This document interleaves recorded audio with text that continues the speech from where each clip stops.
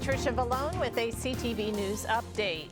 Maryland will begin lifting some of its COVID restrictions this Friday. Governor Larry Hogan says capacity limits will be lifted for outdoor and indoor dining at restaurants beginning at 5 p.m. on March 12th. His order also includes retail businesses, religious facilities, fitness centers, casinos, and hair salons. Large outdoor and indoor venues can operate at 50% capacity. We kept the masking orders fully in place and the distancing requirements fully in place. Many states have not done that, and I think acted a little more rapidly to just get rid of all of the mitigation efforts, and we chose not to do that. But lifting capacity limits while still maintaining all those orders, we think is a safer approach. Meantime, the state is set to open another mass vaccination site in Hagerstown on Thursday, March 25th. Meantime, some residents in Largo say they're not in favor of the governor's decision to ease COVID restrictions. And I'm going to pray even harder that we not get confused and think it's okay to operate like that. I'm going to pray to God even harder that those restrictions being lifted does not cause us to be confused about the situation with COVID-19. Prince George's County has not vaccinated enough of their residents. There's a variant out there right now that we know is much more deadly and spreads much faster and potentially is more dangerous in the Afro-American community. I'm not going to take an advantage of the Friday lifting of the restrictions, and I'm going to take precautions as usual. The county executive is slated to hold a press conference tomorrow to discuss the county's path forward. As the county's school system prepares to bring kids back to the classroom next month, the teachers union is pushing back. The labor group says it's not safe to reopen schools just yet. Union President Teresa Dudley says she's worried about a spike in COVID cases following the governor's decision to ease restrictions. We are looking for spread rates to accelerate even more. There are just not enough people who are vaccinated for us to have any type of herd immunity at this point. And we're asking educators to go into a building, be exposed to children, and then to come home. And even if you have the vaccine, you still can carry it and you can still get it. The union says it doesn't have a clear date on when schools should reopen. Meantime, the group is holding a drive-by rally tomorrow at 4 p.m. at Charles Flowers High School. A Maryland man is helping seniors find vaccine appointments with a new Facebook page. Elliot Hazard and his dad created the group Maryland Vaccine Hunters in February. It connects older adults who need help scheduling a COVID-19 shot with tech-savvy volunteers. He says they created the page after seeing a similar Vaccine Hunters group. After reading a CNN article about a similar group in New Orleans called the NOLA Vaccine Hunters, and the objective of that group is to connect people with pharmacies and other vaccination sites that have expiring doses of vaccine. We're in a very severe vaccine shortage right now. And it's really important that every dose goes into somebody's arm rather than the trash. Hazard says they have helped about 1,000 people so far. For more details, you can visit Facebook and search Maryland Vaccine Hunters. Maryland officials say they are boosting vaccine appointments in Prince George's, responding to complaints about vaccine equity. Officials say up to 10,000 priority appointments will be made for Prince Georgians starting next week. 300 will be set aside daily at the Six Flags mass vaccination site. And the COVID death toll in Maryland now stands at 7,820. That's including the 14 COVID deaths reported today. Meantime, the health department is confirming 900 new infections, and the testing positivity rate is down to 3.6%. In other news, a new executive order signed by President Biden expands voting access across federal agencies, including U.S. citizenship and immigration services. The order directs federal agencies to promote voter registration and vote-by-mail options, including multilingual information. The National Partnership for New Americans has been lobbying for automatic voter registration for newly naturalized citizens. The Executive Order 1 underscores that the long history of civil rights struggle and fighting for the right to vote is not over, and it's a continued struggle. And it also utilizes some of the federal role and what the federal government can do to expand access to voting, including indigenous groups, including African Americans, including immigrant groups and recently naturalized citizens. USCIS is one of the federal agencies that, under this executive order, they have a directive to review how they can expand and promote access to voter registration and vote by mail options. We encourage USCIS to implement the executive order and its directive immediately and start through voter registration, through community-based organizations doing voter registration and naturalization oath ceremonies, and through other ways to promote voting by recently naturalized citizens. And the order comes after the White House issued executive actions directing a review of all barriers to citizenship. It also published a notice that it will not implement fee increases proposed by the previous administration or reinstitute the 2008 civics test. A Maryland lawmaker wants to make mail-in ballot materials easier to read for future elections. Delegate Ann Kaiser of Montgomery County has introduced HB 1345. It would require election officials to create consistent designs on all absentee materials and to use wording that is easier for voters to understand. A former state government official pleads guilty to distributing child pornography. 44-year-old Matthew Palmer of Severna Park used to work as a deputy legislative officer with the Maryland Department of Commerce. Last August, investigators discovered him with hundreds of child porn pictures and videos, including some involving toddlers. Palmer faces a maximum of 20 years in prison. And you are watching CTV News. I'm Patricia Vallone. Coming up, a special surprise for a retiring judge. We'll be back in just a moment.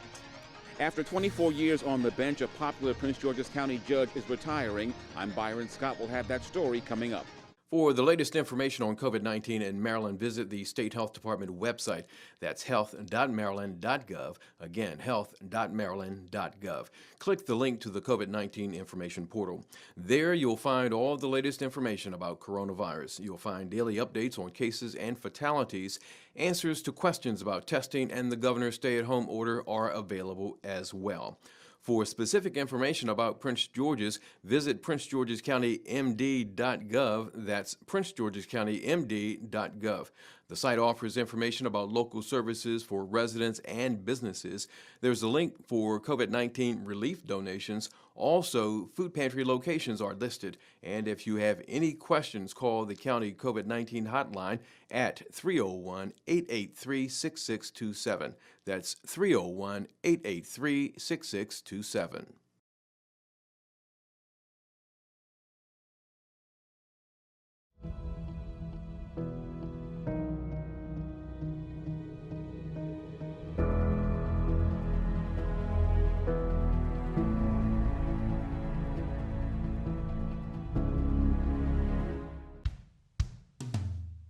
Hey world, I have a quick message. It's about safe driving. All right, let's go.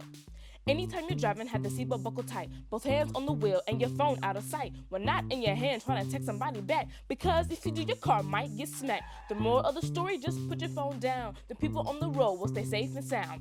Put your phone down, put your phone down. People on the road will stay safe and sound. Yeah.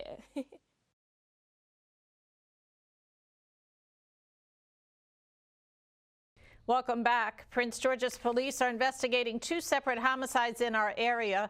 The first happened at the 7300 block of Landover Road in Landover. That was yesterday afternoon. When police arrived at the scene, the victim, 39-year-old Jerome Dozier of Laurel, was found at the entrance of a business with gunshot wounds. He died at the scene. The second incident occurred just before 10 last night near the 6900 block of Hawthorne Street, also in Landover. D.C. resident Mark Rowe was found in a parking lot with gunshot wounds and was pronounced dead at the scene. Anyone with information about the cases is asked to contact police. State and county police are investigating 2 fatal accidents, one involving a pedestrian. The first happened at around 4:30 in the afternoon when a man crossing the 4100 block of Silver Hill Road in the Suitland area was struck and killed. In the other incident, state police are looking into the crash of a vehicle on Crane Highway at John Hanson Highway. Investigators say a southbound car left the highway and flipped over, trapping 2 people. The driver, 42-year-old Michelle McMillan of Crofton, was killed. The passenger is still being treated. Well, after a quarter of a century on the bench, a popular Prince George's County judge is retiring. As Byron Scott reports, she was treated today to a farewell surprise. Take a look behind me here. You see folks gathered outside in front of the courthouse here. Others gathered in cars for a drive-by parade to send off a retiring judge, Beverly Woodard. They gathered at the Prince George's County Courthouse in Upper Marlboro this afternoon, some on foot and some in vehicles for a parade to celebrate the retirement of Prince George's County Judge Beverly Woodard. I'm shocked, but I'm glad it's a beautiful day and I'm ready. Woodard has served as an associate judge in the county since 1998. She spent 10 years on the district court bench, then moved up to circuit court in 2008. I'm certainly going to miss her a great deal. She's one of the judges referred to as the gold standard for circuit court judges here in Prince George's County, and I think that is a very apt description of her. Oh man, Judge Woodard has been a role model and a mentor to me. I'm going to miss her. She's taught me a great deal. And I just wanted to be able to say goodbye and wish her well. One of Woodard's big initiatives was aimed at keeping people out of prison for some offenses. She also created alternative programs to incarceration for offenders with alcohol, substance abuse, and mental health issues. I appointed her as the initial presiding judge of our Veterans Court, and she's just done an amazing job with our Veterans Court. She was also, for many years, the presiding judge of our Adoption Day. And she just transformed that program, and we're just very pleased with the service she's done to the. I think Judge Woodard's been an amazing judge. I worked with her in the state's attorney's office when I was in the sex and child abuse unit. She was my chief, and she was an amazing chief, and she's made an amazing judge. A lot of memories, good memories, a lot of difficult cases, and every one of them was important. Everyone who ever appeared in front of me was important. So. Byron Scott, CTV News. The ARC Maryland files a lawsuit against 6 jurisdictions in the state claiming people with disabilities have been barred from accessing the COVID-19 vaccine. The nonprofit says Carroll, Garrett, Somerset, Talbot, and Queen Anne's counties, as well as Baltimore City, have failed to list members in Priority Group 1B.